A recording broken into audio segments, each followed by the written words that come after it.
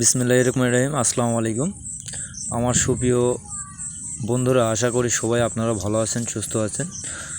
আলহামদুলিল্লাহ আমি অনেক ভালো আছি। আজকে আমি আপনাদের সামনে আসলাম আমার ক্ষুদ্র পরিসরে কলা চাষ নিয়ে। অল্প কিছু কিছু গাছ জায়গায় জায়গায় রোপণ করেছিলাম। আলহামদুলিল্লাহ অনেক ভালো সাড়া পাচ্ছি আমি। যে কলা গাছটি দেখতে পাচ্ছেন এটি হলেন সাগর কলা। এটা আরেকটা গাছ, এটাও সাগর কলা।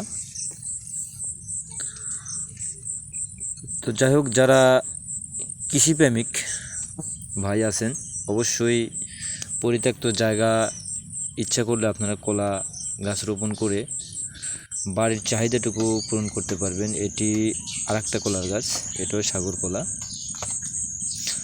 ক্রমান্বয়ে আমি কিছু ভিডিও নিয়ে আপনাদের সামনে আসব। সেগুলো হলুদ গাছ নিয়ে দেখতে পাচ্ছেন, হালকা কিছু আছে।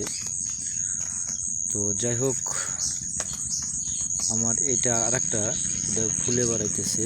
আপনার এই যে লম্বা যেটা দেখতেছেন সেটা, এটা হলেন মদনা কলা, অর্থাৎ এই কলাটা মদনা কলা বলে আমাদের আঞ্চলিক ভাষায়, সবরি কলা না।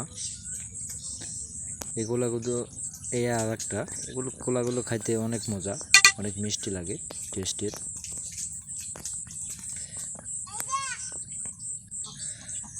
যাকে এটা আরেকটা গাছ, আপনার সাগর কলা, অনেক বড় বড়। এটা আরেকটা জাত, অনেক বড় বড় কলার কান পড়ে।